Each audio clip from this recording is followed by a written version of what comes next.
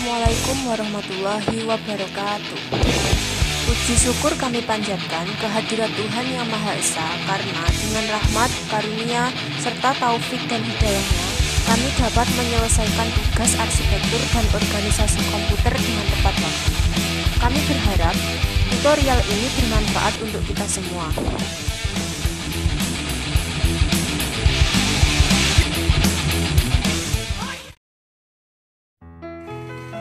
Komputer generasi ketiga merupakan perkembangan yang paling pesat dari perkembangan komputer yang ada. Komputer generasi ketiga muncul sejak era 1965 sampai dengan 1971-an. Transistor yang dianggap tidak efisien lagi membuat manusia mencari solusi lain, dan solusi itu ditemukan pada batu kuarsa. Jack Kilby, seorang insinyur di Texas Instruments, mengembangkan sirkuit terintegrasi di tahun 1958. Hal ini merupakan sebuah inovasi yang dapat mendongkrak munculnya komputer generasi ketiga.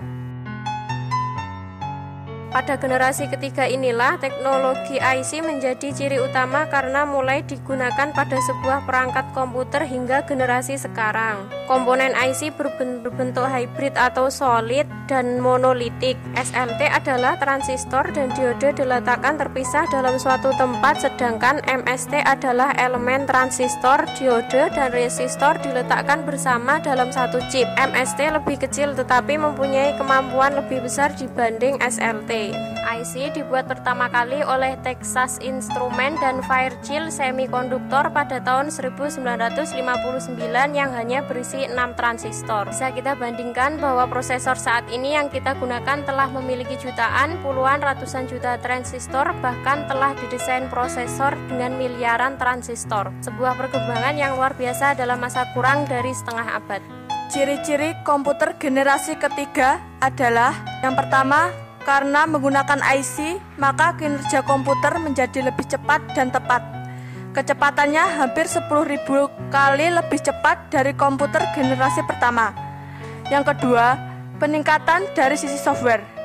Yang ketiga, kapasitas memori lebih besar dan dapat menyimpan ratusan ribu karakter, sebelumnya hanya puluhan ribu.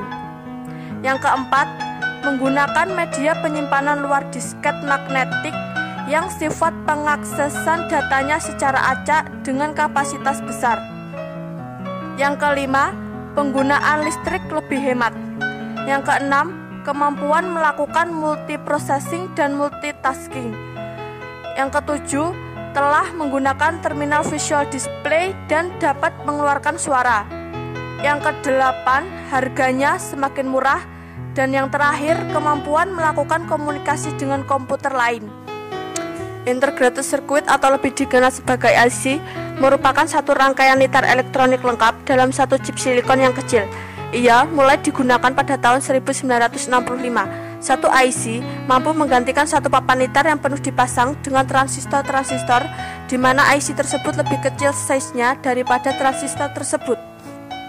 Chip IC mempunyai kelebihan berbanding dengan transistor, antaranya termasuk kos yang rendah dalam pembuatan chip IC tersebut, penggunaan tenaga yang rendah, kepadatan chip IC tersebut mengurangkan masa pengaliran elektrik dalam chip tersebut, dan kecekapan chip IC berbanding transistor.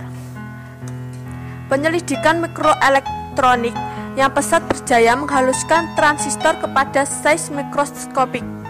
Beberapa ratus ribu transistor ini dapat dipadatkan ke dalam kepingan segi 4 silikon melalui proses yang dipanggil pengamiran skala besar atau large scale integration (LSI) untuk menghasilkan litar terkamir atau lebih dikenali dengan panggilan chip. Chip mulai menggantikan transistor sebagai bahan logic komputer.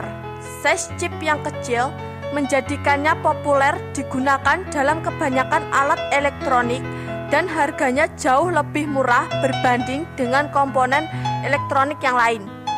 Jenis terkecil dalam famili komputer, mikrokomputer, muncul dalam generasi ini. Mikrokomputer menjadi lebih cepat populer seperti Genome Apple II, IBM PC, NEC PC, dan Sun Clair. Mikrokomputer didapati amat praktikal kepada semua peringkat masyarakat karena size-nya lebih kecil, harga yang murah, dan kebolehannya berfungsi bersendirian. Sebuah mikrokomputer berupaya mengatasi komputer ENIAC dalam menjalankan sesuatu tugas.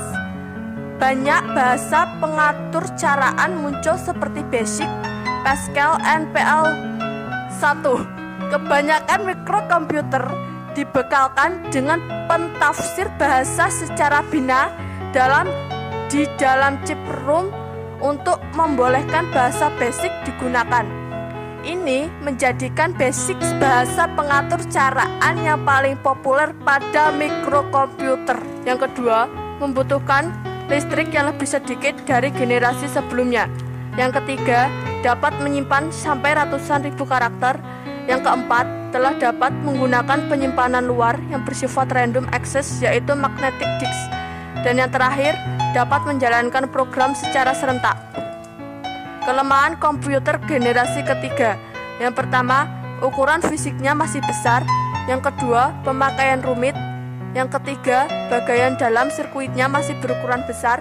Dan yang terakhir, menghasilkan panas yang berlebihan seperti pada komputer generasi sebelumnya. Sifat-sifat komputer generasi ketiga. 1. Ukurannya lebih kecil dari komputer generasi kedua. 2. Mulai mengenal multiprogramming dan multiprocessing. 3. Adanya integrasi antara software dan hardware dalam sistem operasi. 4. Prosesnya sangat cepat. 5. Kapasitas untuk menyimpan data lebih besar.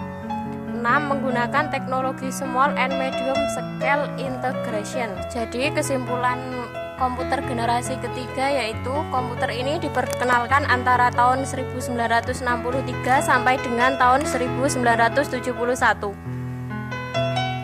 Pada era ini juga mulai digunakannya sistem operasi yang memungkinkan mesin menjalankan berbagai program yang berbeda secara serentak dengan sebuah program utama yang memonitor dengan mengkoordinasi memori komputer.